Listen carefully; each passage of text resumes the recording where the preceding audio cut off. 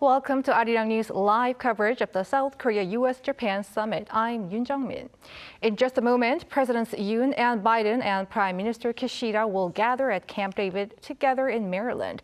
Their meeting is expected to cover a range of issues from North Korea, supply chains, and high technology to regional and global security.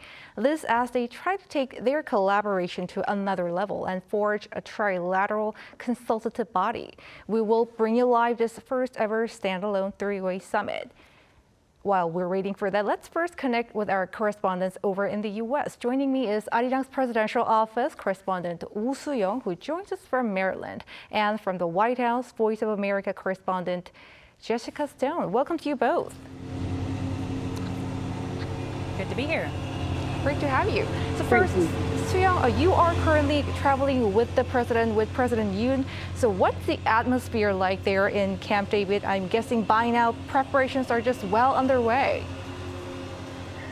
Good evening, Tongwin. So, there's been a great level of excitement over here, us in the Korean press rushing outdoors to observe the skies as President Yoon Suk-yeol flew in this morning on a U.S. military helicopter, landing at Camp David, which is just about 3 kilometers away from where I'm standing now. Of course, he's going to attend the first ever standalone summit between the leaders of South Korea, the United States, and Japan, as you said. Now, the excitement is high as the summit is very symbolic. It's the first time in 15 years that a South Korean leader has visited the iconic presidential resort, and President Biden's first time hosting world leaders here in Maryland as well. So it's a hugely significant event and will definitely be made for great optics. And well, after the three leaders hold a official greeting session with photos, they're going to head straight into their summit. A luncheon is going to soon follow, and after that, they'll probably spend some leisurely time together before heading into the very highly anticipated joint press conference. Now, as there are separate bilaterals between the three leaders, they'll be spending a record time together, apparently around 6 hours in total, giving them time to build, well, even further personal rapport for future cooperation. Right, and Jessica, how about over there in Washington? How do American media and politicians view this occasion? Well, they're pretty hopeful here because, of course, since the Biden administration took office in 2021, they have been working towards this moment. If you think about the first two leaders that were invited here to the White House, Prime Minister Kishida and President Yoon Suk-yeol, that is no accident. That was part of laying the groundwork for this moment. Then you have the first visits of a Secretary of State and Secretary of Defense to the region in tandem. And of course, more recently, with the catalyst of President Yoon's presidency and the efforts he's made to reconcile the two countries together, meaning Japan, that has really lit a fire, if you will, under the momentum going towards this moment. This is the first time Joe Biden is hosting foreign leaders at Camp David. It's obviously a very special location, and you'll pardon the noise behind me. We're having the North Lawn mowed here at the White House. You still have to have maintenance here, of course. It's a residence as well as a workplace. But at Camp David, this is a place of enormous historical proportions and significance to the Americans. And so by inviting these two leaders for this summit, the White House says, you know, look, this is in keeping with prior moments like the Middle East peace accords that were announced back in the 70s. Of course, Hamid Karzai, the former president of Afghanistan, has made repeat trips to Camp David. It's a place where they can walk and talk in casual settings as well as meet face-to-face, as we'll see. And so up until this moment, we've had this steady drumbeat towards this, culminating with that November 2022 Phnom Penh statement in which there was an expression of shared values. So going forward, we're going to see how these leaders build on those shared values in terms of security, economic prosperity, technological cooperation, and of course, the all-important semiconductor supply chain reassurances. Back to you. Right, looking forward to all. And Soo-young, what are the major outcomes that we can expect? Right, well, as Jessica just mentioned, Camp David is an iconic location, of course, known for, you know, highly, a lot of negotiations that produced very historic agreements between the sides involved. And officials in Seoul and Washington, they've said that there are going to be ambitious initiatives, not only to ramp up trilateral cooperation, but to actually institutionalize it with a mechanism to make it continue to work as well as various implementation measures.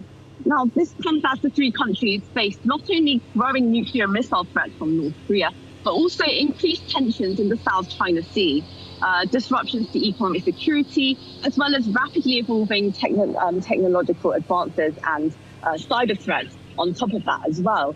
And well, to address all of these issues, we've learned that there are going to be three major documents coming out of the summit.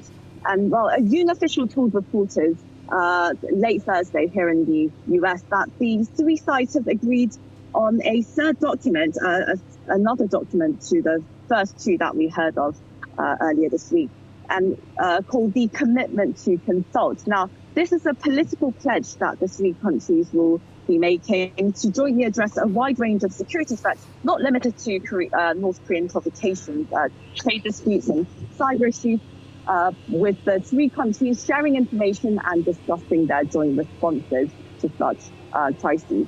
Now, the other two documents that we previously heard about are the Camp David Principles, something of a vision statement between the three countries on strengthening their cooperation on, as well as how they see various global issues.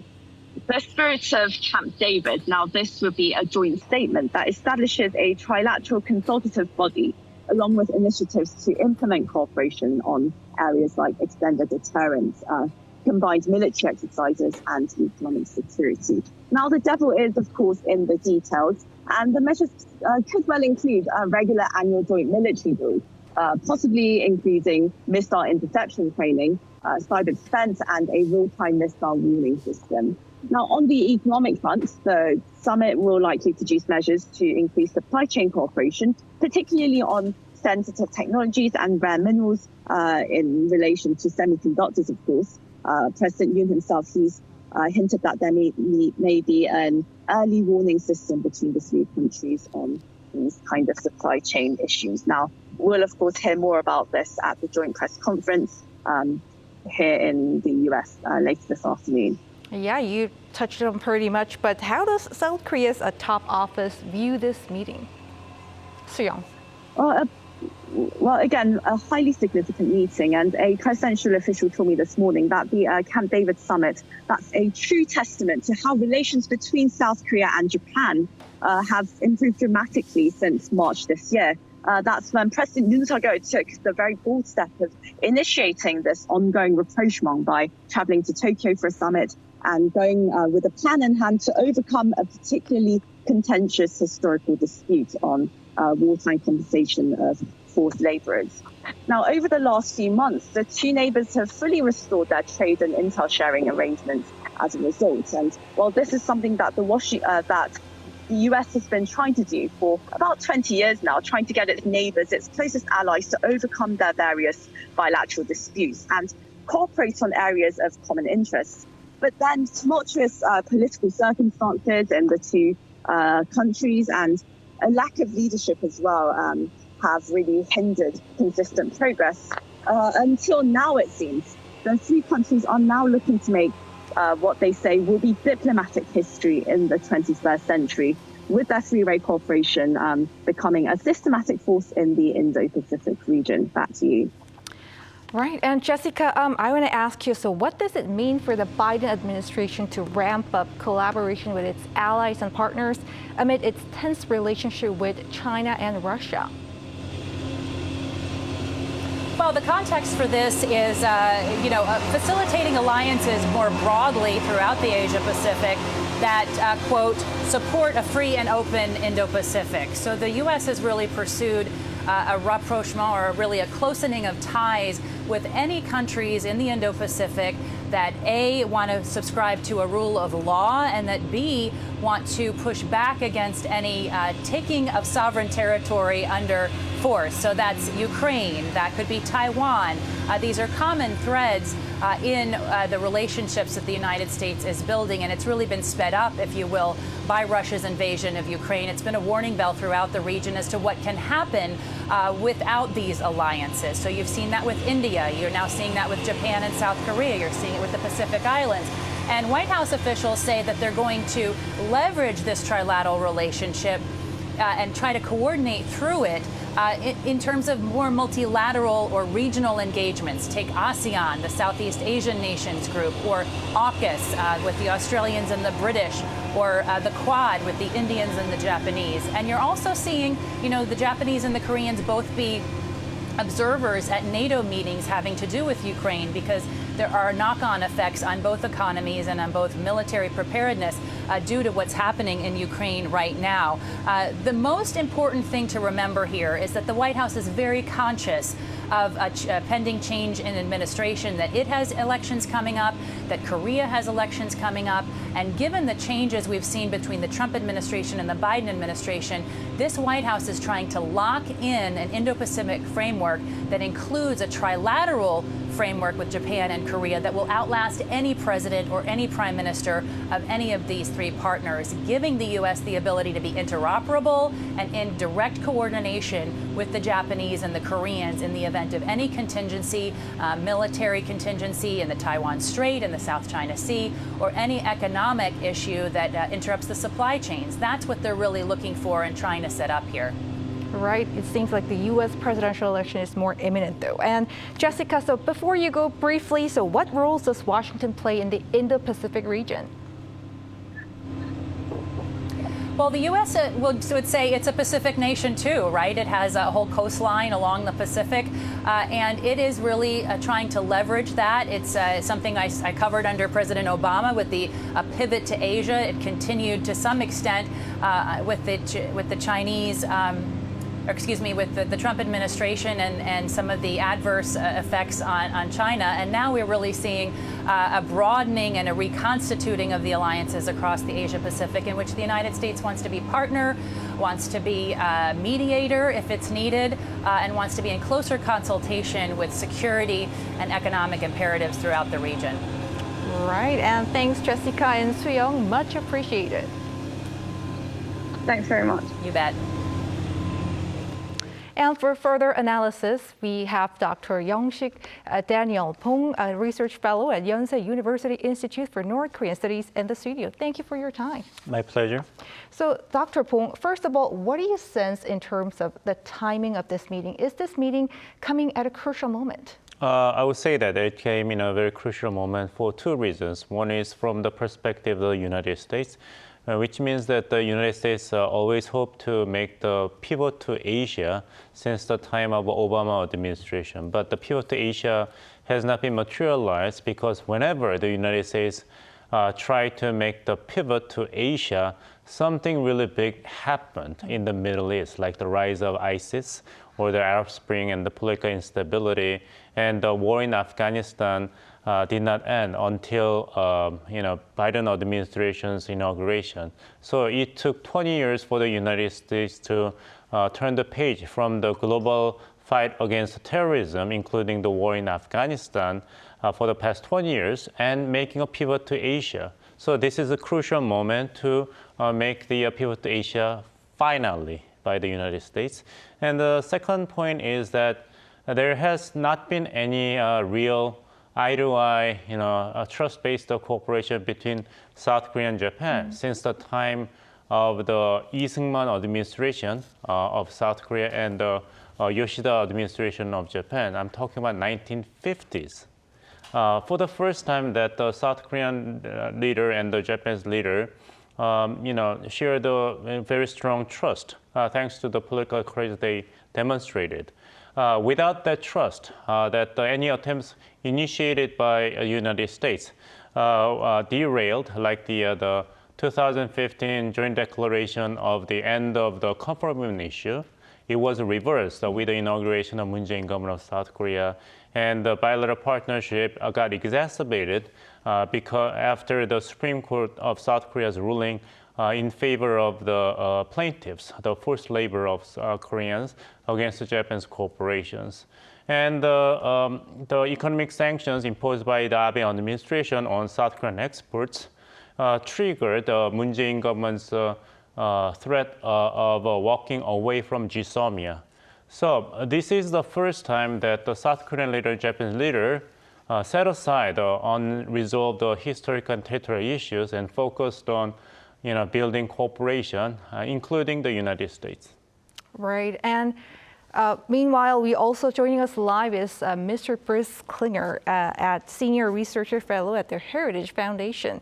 Welcome, Mr. Klinger, and I want to ask you, so this meeting takes place at Camp David, so what can you tell us about the significance of this venue? Well, Camp David is very isolated and it's very casual, so it enables a lot of discussion, and it's been the site of both very strong camaraderie meetings, which is what this meeting will be, emphasizing the friendship amongst the three leaders. It's also been the location for historic meetings, most famously the Camp David Accords of Israel, Egypt, and the United States, which led to a successful culmination in an agreement, and then also unsuccessful meetings between the Palestinian organization, Israel, and the United States. So the emphasis on this meeting will be showing the casual friendship, the camaraderie amongst the three leaders, and then with the results of several documents, it'll show the great progress that we've made under the current leaderships of the three countries. So when we see the details of the agreements, I think it'll be quite extensive and will cover quite a wide range of topics. Right, and Dr. Bong, so President Yoon says the trilateral meeting would mark a new milestone for the three-way collaboration, and there's also speculation that the leaders could make this three-way gathering a regular event. So what does South Korea aim for by forging a closer relationship with the United States and Japan? Well, South Korea aims at building itself as a truly global pivotal power, as reiterated many times by President Yoon Suk-yeol himself since his inauguration. But building up the reputation and the international status will require South Korea becoming truly a global stakeholder, making investment and contribution. And in order for South Korea to make such moves, there should be regular and established platform.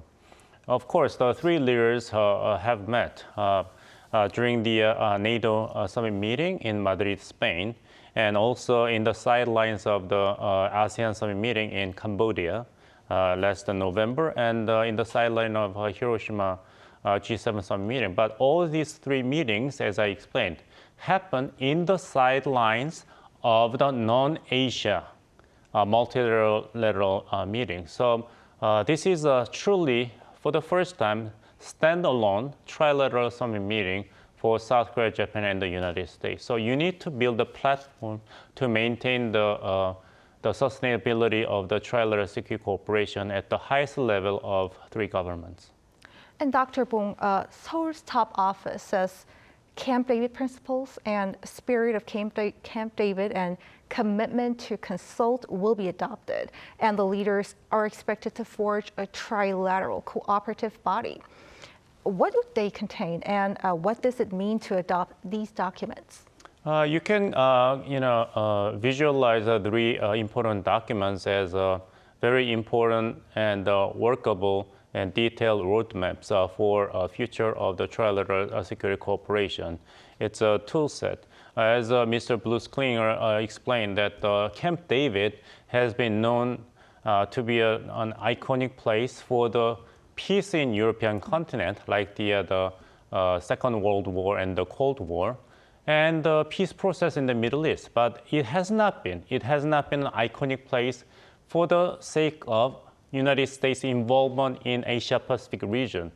So for the first time, Camp David is now tied to peace building in Asian continent with the leadership of the United States. So these three documents will enshrine the basic agreements forged among three countries to move together in the brighter and more stable future. Right, and meanwhile, Mr. Klinger, South Korea refers to commitment to consult, while some U.S. official earlier called duty to consult with one another in the event of a crisis. Do you see a difference in nuance between commitment and duty? We'll have to see the details of what that means. If it's simply a promise that the three countries should consult with each other in any kind of crisis or long-term planning, one would think that's what they're already doing. But if it's a duty to consult, one wonders if that would mean even at a tactical provocation by North Korea along the DMZ or the West Sea, is Seoul required to consult and perhaps get concurrence in its response from Tokyo and Washington? I would think that would be a bridge too far. But certainly the three countries, particularly in the last 2 years, have been increasingly consulting with each other with formal meetings or any number of trilateral meetings of the ministers of defense and foreign affairs and national security advisors, and also at the working level. So it's a bit unclear how this will be implemented, but any promise to increase cooperation and consultation and communication, I think, is a positive step.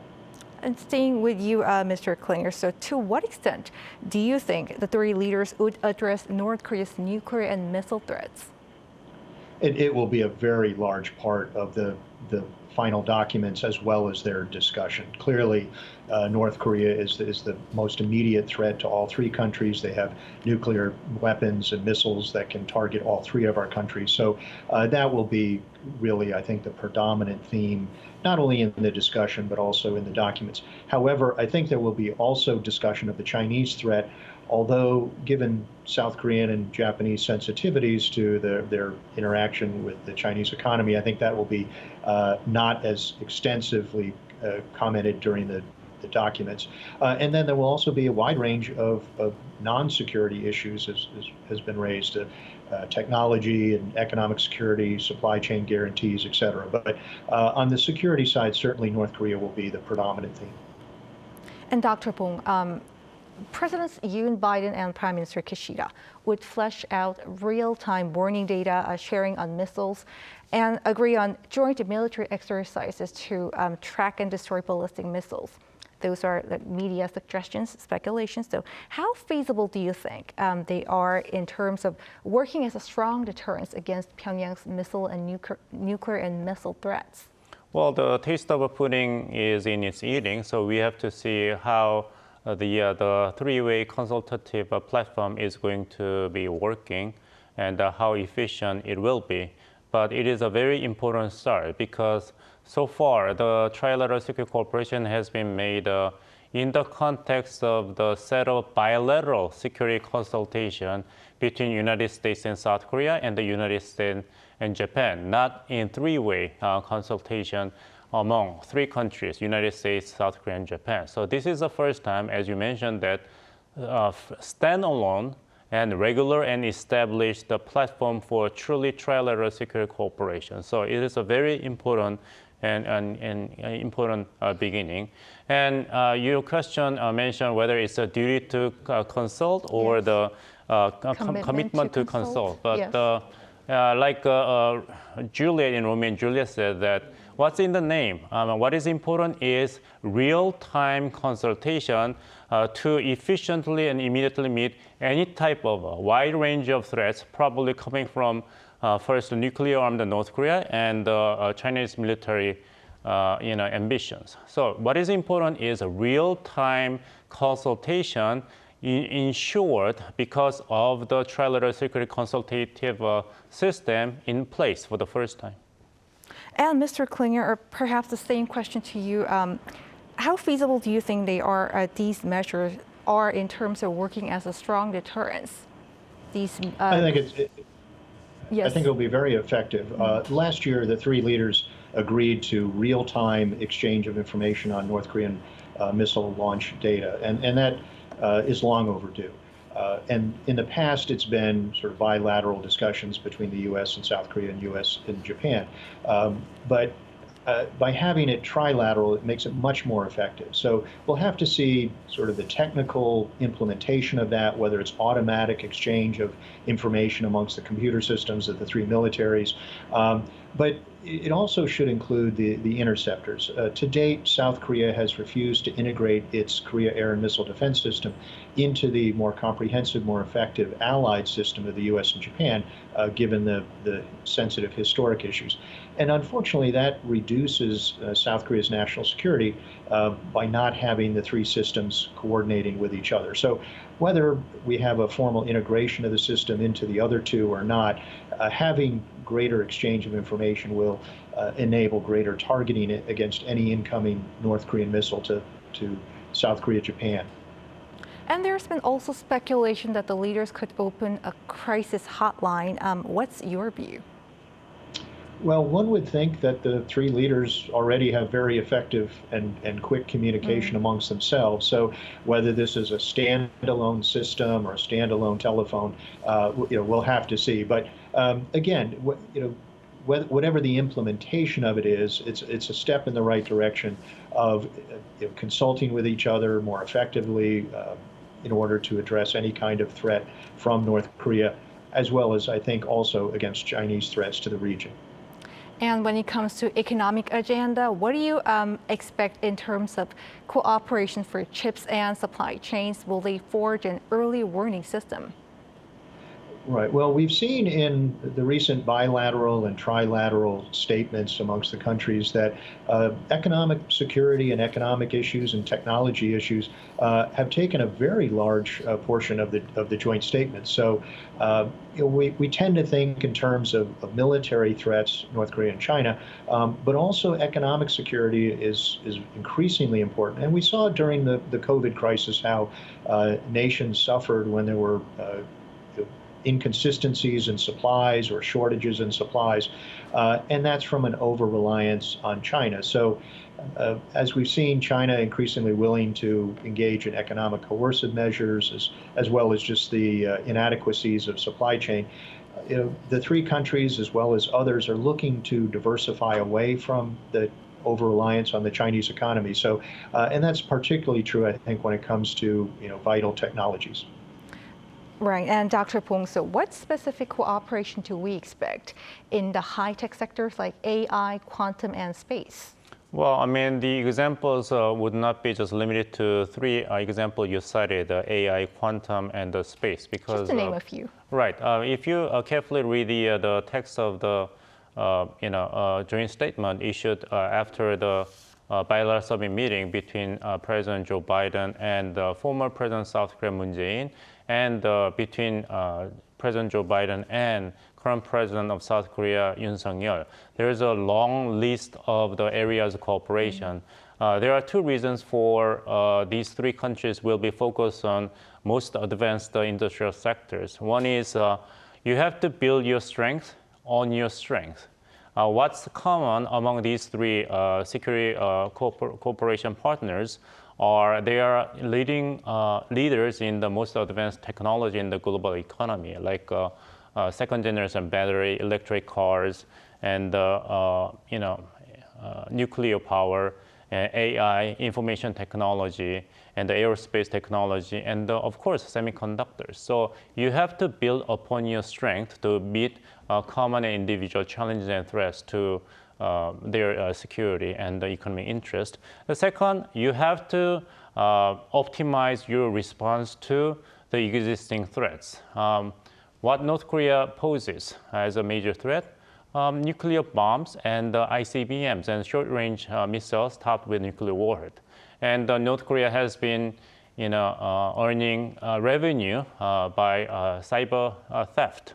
And cyber terror has been emerging as a very serious threat, and including China, Russia, and North Korea. So you have to respond to the types of threats you're facing, which includes AI and the cyber terror. So there is a lot of good reasons for these countries to focus on those high-tech sectors.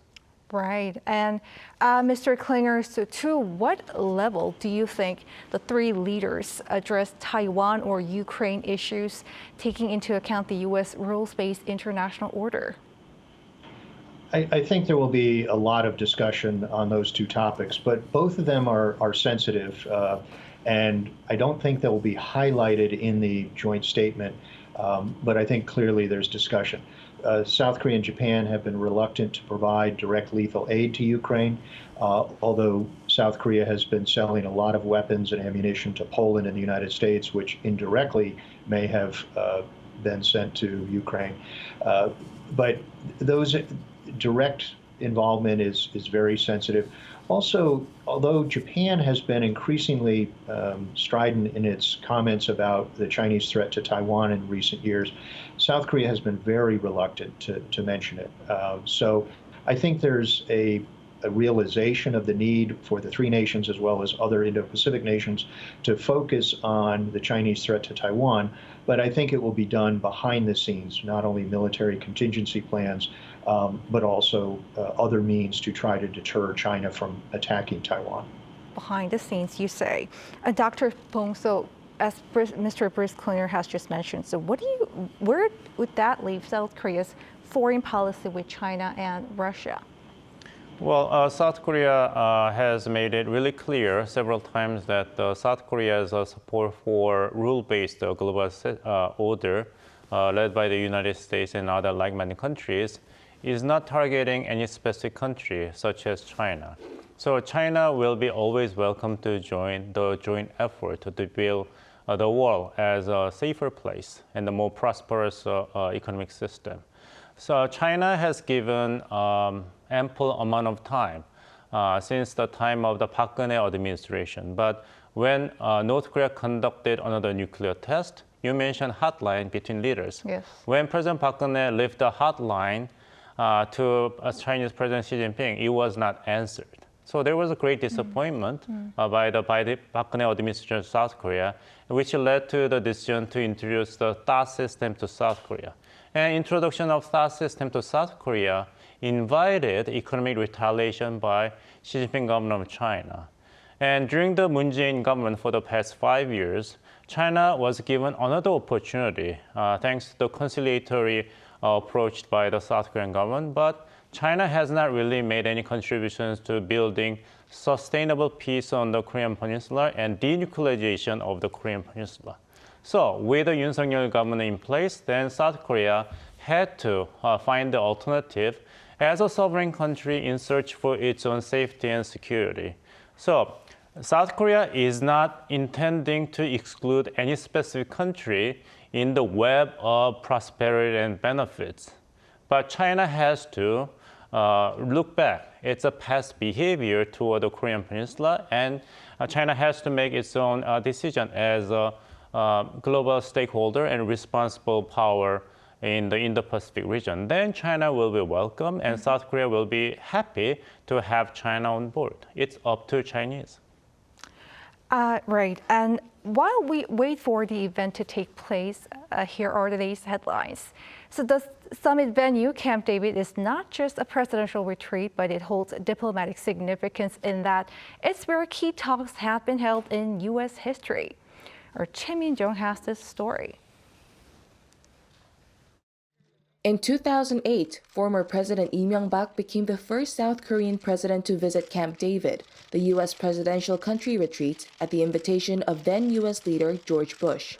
Driving in a golf cart, the two leaders boasted their friendship and promised a stronger alliance. Camp David holds a special meaning in international diplomacy.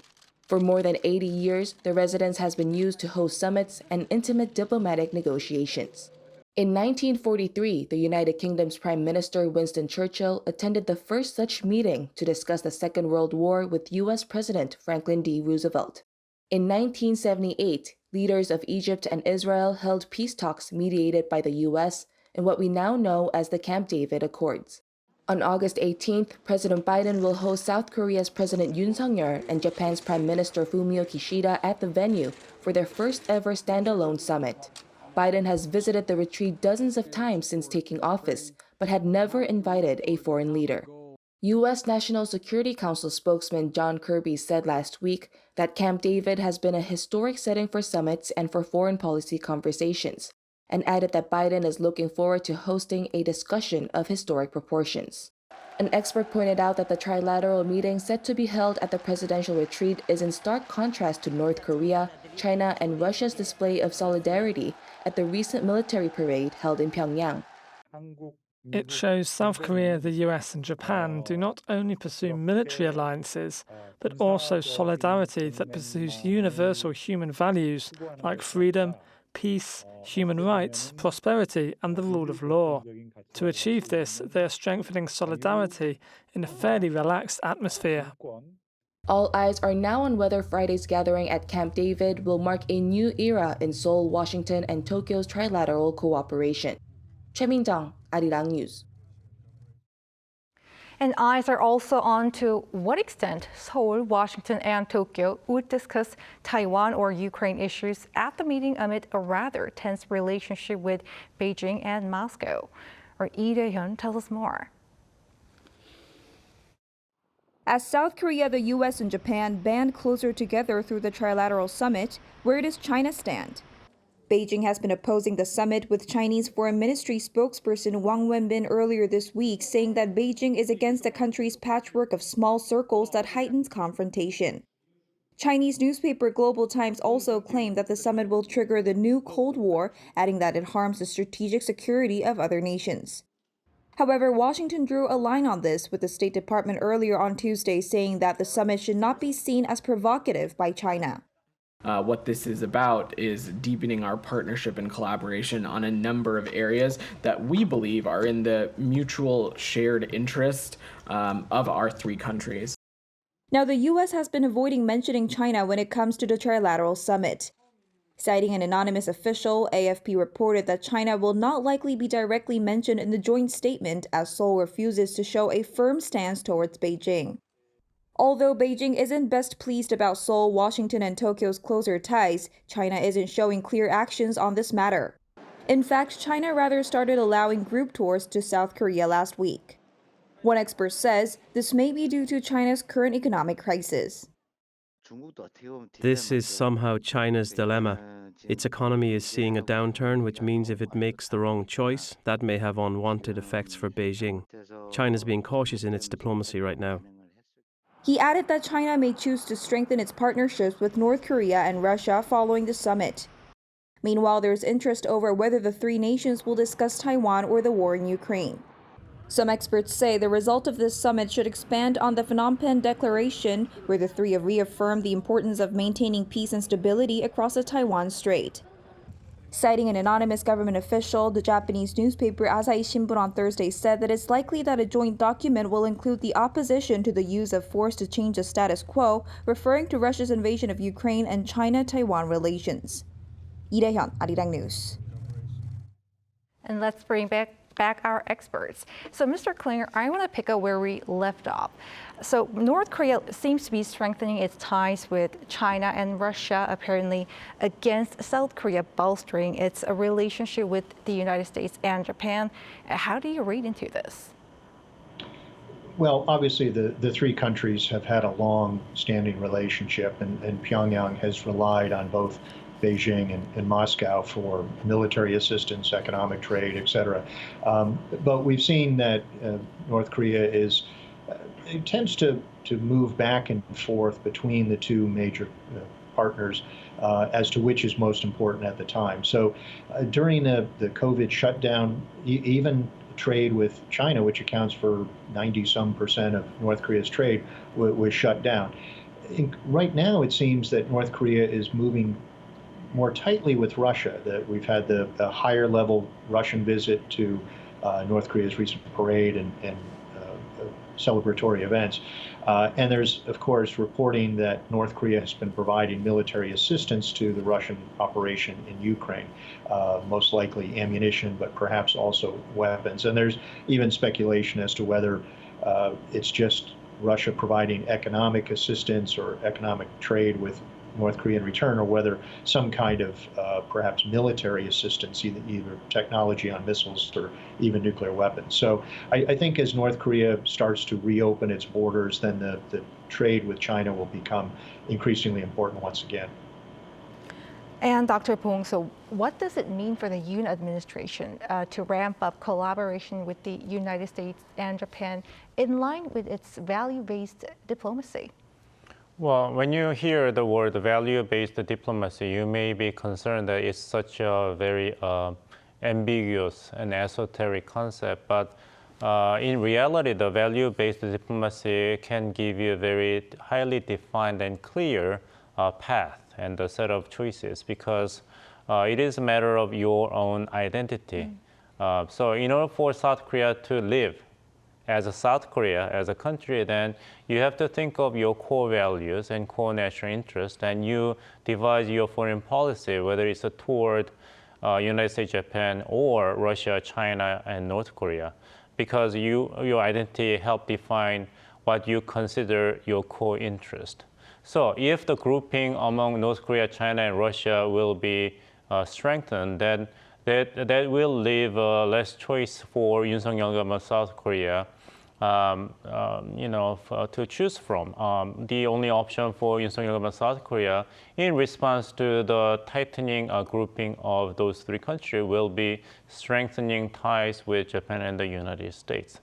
So it's a quid pro quo and a rational response to your pursuit of core national interest and your response to the existential threat to your national interest. It is very concerning that after the visit of the National Defense Minister of Russia to North Korea for the celebration of the Armistice Agreement Day in late July, then there is a concern that Russia is likely to provide additional technological assistance to North Korea to help North Korea's completion of the ballistic missiles in exchange for North Korea providing military equipment, weapon systems to Russia to help Russia's cause in the war in Ukraine. Then South Korea's response to these new developments between Russia and North Korea will be strengthening a security cooperation with the United States and Japan. So it's a rational response for the Yoon Suk-yeol government. Right there you see the Camp David, the venue where the photo session and the summit is about to take place. I believe there's Laurel Lodge, the main cabin where the leaders are expected to meet, and their working lunch is expected at the Espen Lodge, the presidential cabin. Right, and Mr. Klinger, similar question to you. So what does it mean for the Biden administration to tighten its collaboration with its allies and partners? We've seen that the U.S. has long had a policy of trying to get our allies and friends and partners, both in Asia and Europe, to do more for their own security as well as collectively to benefit the region. So I know behind the scenes, Obama and Biden have worked to try to facilitate improved relations between Seoul and Tokyo. And that, I think, is now we're seeing fruition. And, a major catalyst for this improvement was President Yoon and his very courageous, though politically risky, initiative in March to try to set aside the forced labor issue or to resolve it and reach out to Tokyo. It's not very popular in South Korea, but it enabled a lot of reciprocal actions by Japan. So that is all playing into U.S. strategic objectives of trying to get our friends and partners in the region to work better together against not only common security threats, but also other challenges, including in economics. Right, for those who are just tuning in, what you're seeing on the screen right now is Camp David, where the Trilateral Summit is just about to start. And we are waiting for Presidents Yoon, Biden, and Prime Minister Kishida to arrive at this very place for their first ever standalone summit. Meanwhile, Dr. Bong says this three-way collaboration is possible as Seoul tries to mend frosty ties with a relationship with its neighbor. Where does the Seoul-Tokyo relationship stand now when it comes to settling sticking points? Well, Mr. Bruce Klinger, nicely summarizes the, issue at the center of all these new development, which is that the unresolved historical and territorial issues between the two countries, South Korea and Japan, have not been resolved. They have been set aside. So there will be time affected by very hostile and volatile public opinion and logic of domestic elections to emerge. Then, in the absence of the timely reciprocal actions taken by both countries, then these issues, temporarily set aside, will be critical breaking points for the bilateral partnership. So timing is very important in this context. You have to seize the opportunity to materialize the platform of a long-term and a sustainable partnership. Yes, apologies, Dr. Pong, I have to cut you up there. So there you see Presidents Yoon and Prime Minister Kishida meeting President Biden. They are about to have a photo session as President Biden greets and welcomes his counterparts from Korea and Japan. Take a look. President, what is this message that you sent to China? 대통령 얘기 한번 봐주세요.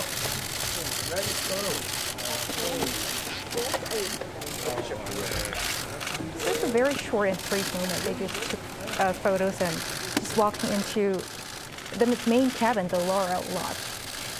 So, Dr. Bong, meanwhile, so Camp David is often used for both recreation and diplomacy. Mr. Bruce Klinger has nicely wrapped up. It's a place not just for talks, but for recreational activities like hiking or horseback riding for presidents and their guests. What more can you tell us about this place that we just saw?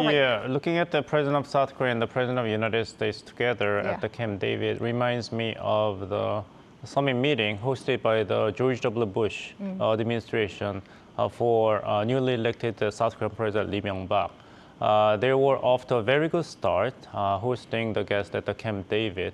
But as I mentioned, that the tide of the very hostile domestic public opinions in conjunction with the Lee Myung-bak government's decisions to open the domestic market to the importation of U.S. beef almost derailed and nullified all the fruits of achievements made by the two leaders at the summit meeting. So we have to be aware how upcoming elections in the United States, the presidential election in November 2024, imagine if President Donald Trump is back, then the Biden administration initiatives may not survive. And what about the National Assembly election in South Korea in the coming month of April? General elections. Right. Then the Yoon Suk-yeol government's initiative will be losing momentum. So we have to be really careful about the possible impact, negative impact of the domestic politics and public opinion. Right, and Mr. Klinger, we are just talking about the Seoul-Tokyo relationship, and what role do you think Washington is playing here between South Korea and Japan? It's trying to play a behind-the-scenes mediator role or facilitator, but it doesn't want to appear to be a judge in front of the curtain, picking sides on very difficult and sensitive history issues as well as territorial disputes. But it's trying to move forward behind the scenes. That said, I've heard from both Korean and Japanese officials that they want a U.S. role, but it can't be too involved. There are issues that both countries have to work out for themselves. So the U.S. has to try to sort of walk through a delicate minefield, as it were, to be pushing forward our two allies towards some sort of reconciliation, but not pushing too hard. And so far what we've seen is it's successful. We'll have to see the results of this summit. And although the photo shoot was a bit disappointing in that the reporters didn't get a chance to shout out questions and get answers. But I think, given what U.S. officials have said this week, we should be, I think, very well pleased with the progress that the three countries have made during these discussions today. And again, there you see Camp David again, where the three leaders are about to begin their summit. And I believe they're going to have opening remark session.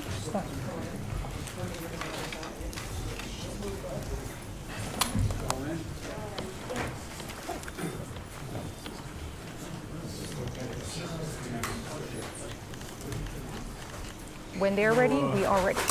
Welcome, everyone. Mr. Prime Minister, Mr. President, it's an honor to welcome you both here today to inaugurate the Camp David Trilateral between our three nations, among our three nations. It's not only the first summit I've hosted at Camp David, it's the first ever standalone summit between the leaders of Japan and the Republic of Korea and the United States. And I can think of no better way to mark our new chapter of our trilateral cooperation than meeting here at Camp David. And so strengthening the ties between our democracies has long been a priority for me, dating back to when I was Vice President of the United States.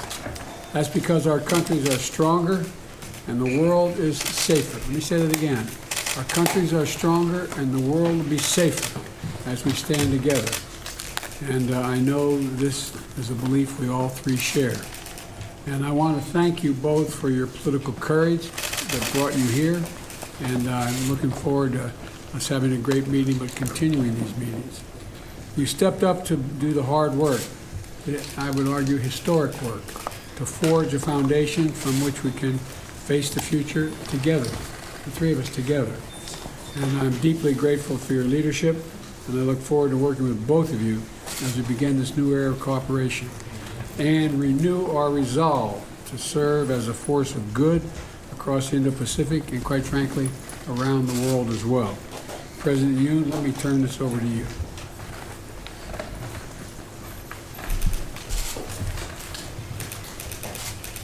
I am very grateful for President Biden's welcome.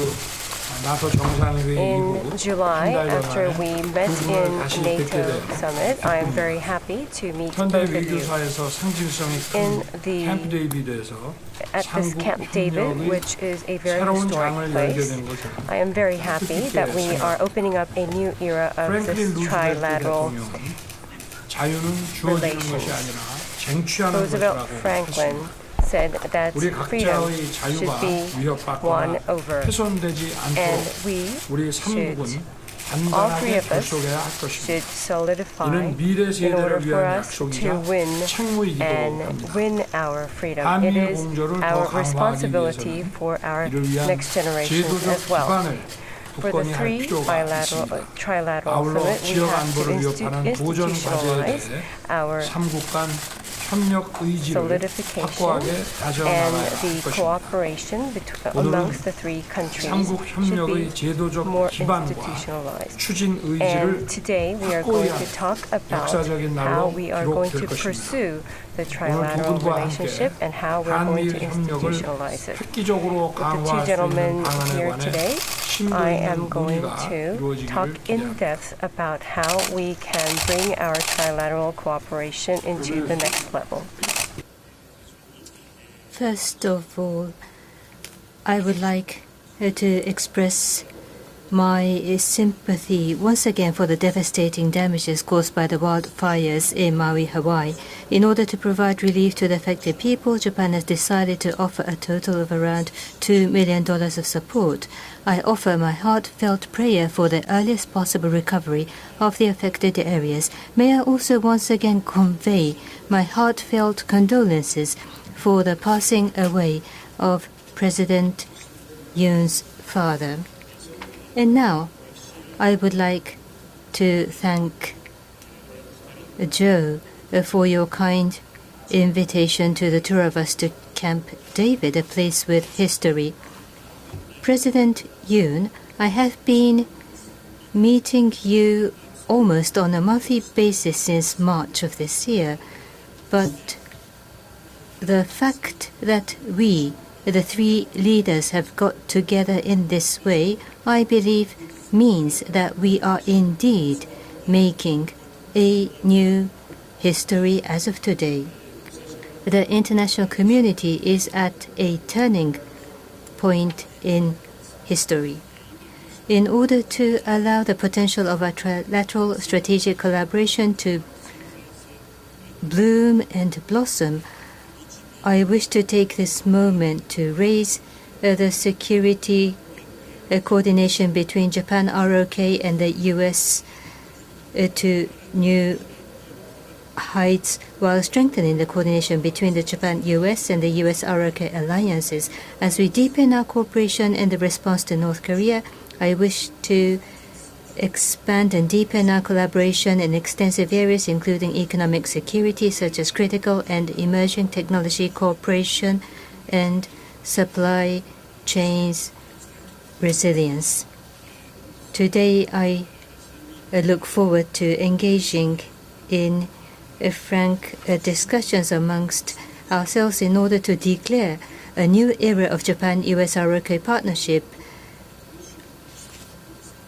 I once again express my gratitude for Joe's initiative. Thank you. Politely ask the press to leave. Thank you for coming in. All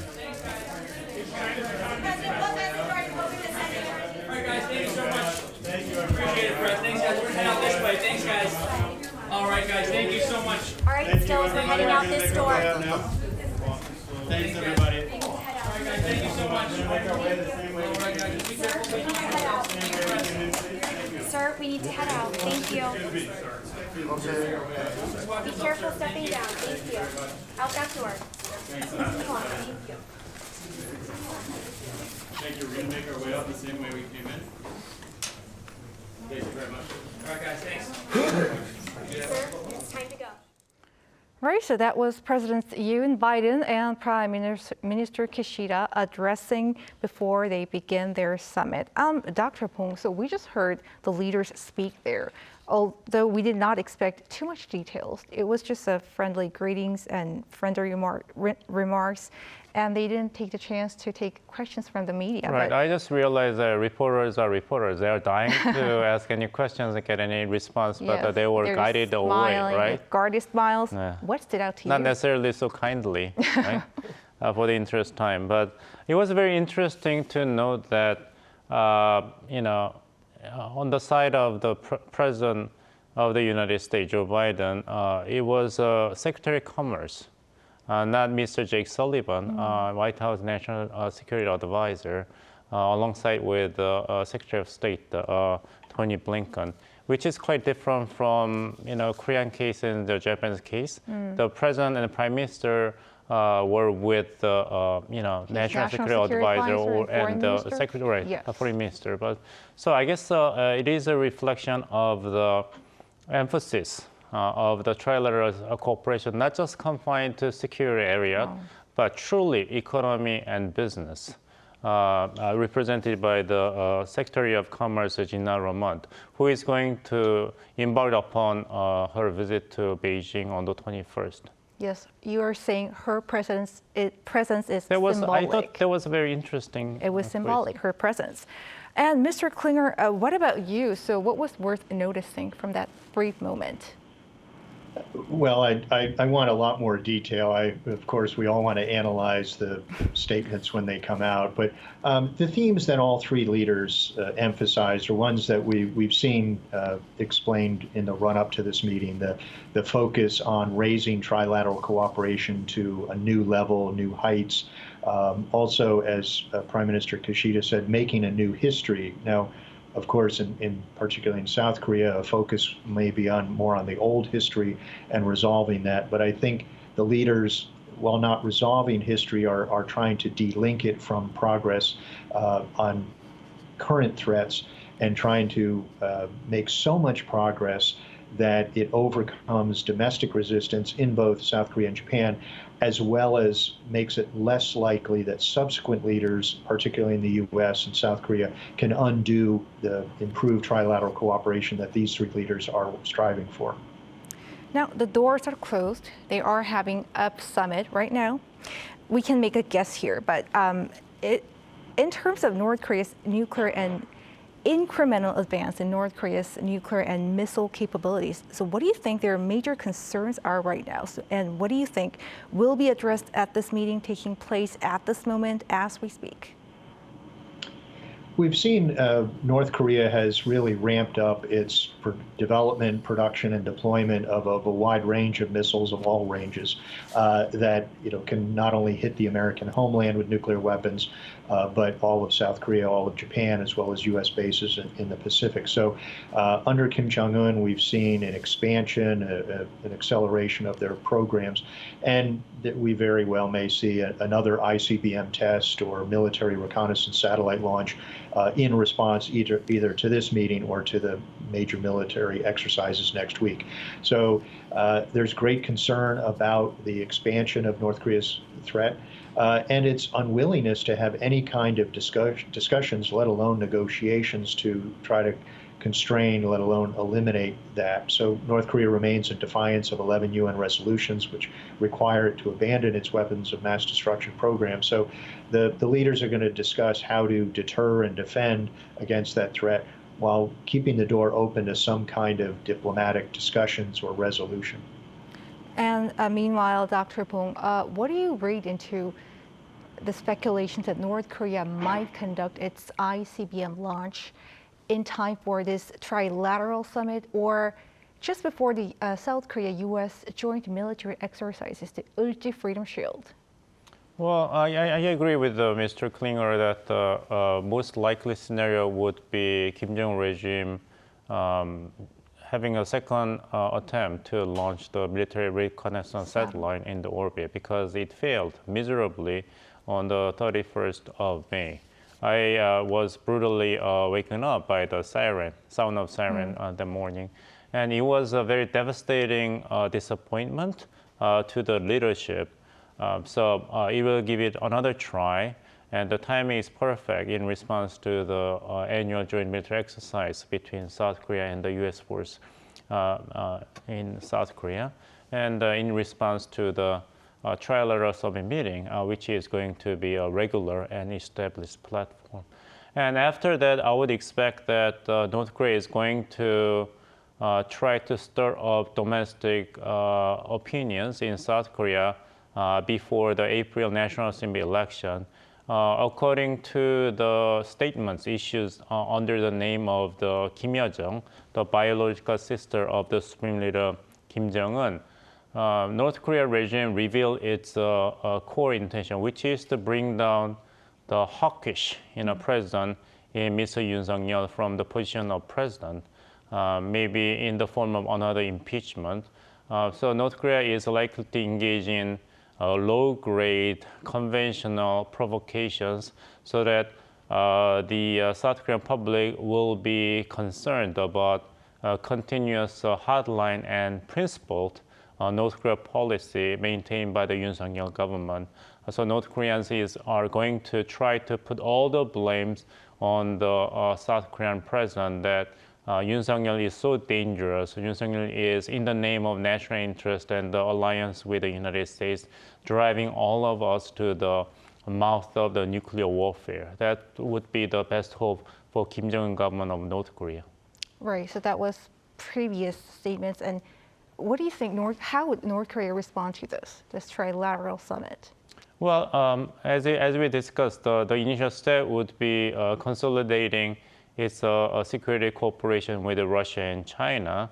The golden opportunity for North Korea is Russia dragged into the war in Ukraine, and China cornered in the midst of the very disappointing performance of national economy after the end of the zero COVID policy for the past 3 years. So North Korea's value, at least temporarily, has been risen in the eyes of the Russian and Chinese. So North Korea is going to go back to the traditional security cooperation with these two countries, continuously hoping these countries would exercise veto power in the United States Security Council, so there wouldn't be any additional sanctions imposed upon North Korea, despite the expected provocations by North Korea with another missile test and possibly a seventh nuclear test. And Mr. Klinger, I want to go back to our previous topic, the Seoul-Tokyo relationship, because U.S. media say President Biden will try to cement a, quote, fragile rapprochement between Korea and Japan. So what are the variables and what do you think the leaders will address at Camp David to prevent this, trying to overcome variables? Well, I hope we can achieve more than a fragile rapprochement to a sturdier rapprochement. But certainly we're trying to get cooperation between our two critically important allies and then also in conjunction with the United States. So we face so many threats and challenges in the Indo-Pacific and then also globally. So having the three of us who share so many values and principles together, working together, is in all of our best interests. So whether it's on the security side where missile defense, having it integrated is most effective, also on any kind of major conflict with North Korea, the U.S. cannot do it alone in support of South Korea. We have not only the 7 UN command rear bases in Japan, but also we need Japanese capabilities like anti-submarine warfare, missile defense, et cetera. And then also the UN sending states would also be critically important for defending South Korea and defeating a North Korean attack. So, but as we've talked before, is economics is also increasingly important to all of our national security, and trying to wean ourselves away from an over-reliance on the Chinese economy, which allows Beijing to coerce us either diplomatically or economically. So we have so much in common. We have so many values in common, but also threats and challenges in common. And I was discussing this topic with Jessica earlier, but now I want to ask you, and what role does Washington play in the Indo-Pacific, and what role does Washington expect from Seoul on global stage? Well, as Jessica pointed out, we are a Pacific nation. We are heavily involved in throughout Asia, throughout the Indo-Pacific.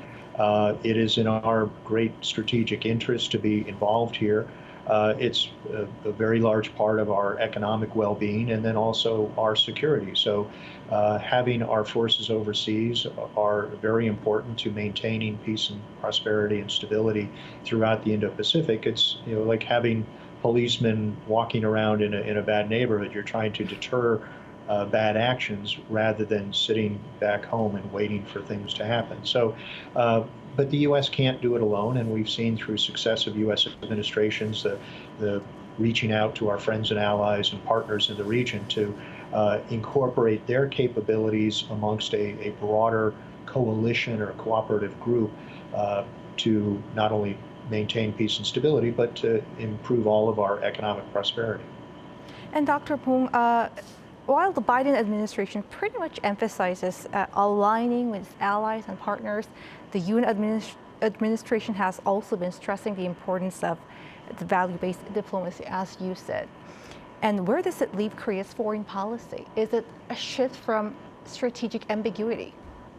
Well, strategic ambiguity can be easily degenerated into ambiguous strategy, which is suicidal to any country exercising the policy. So you got to be really careful what you ask for. Strategic ambiguity may be only leaving you cut and dry in the middle of nowhere, because no country will just give you the full credit as a partner. So South Korea must have learned good lessons from its past foreign policy, which might have been conducted in the name of strategic ambiguity. So strategic ambiguity can be an option, but at the same time, strategic clarity may help enhance your pursuit of core national interest under different circumstances. And before we let you go, Doctor, there will be more exchanges for young people, women, and education programs involving South Korea, the U.S., and Japan. What does this mean in terms of forging a closer relationship among the three countries? Your question raised a concern about the Biden administration's initiative to help improve the bilateral relations between South Korea and Japan. Fragile rapprochement, but fragile rapprochement is better than downward spiral or no rapprochement at all.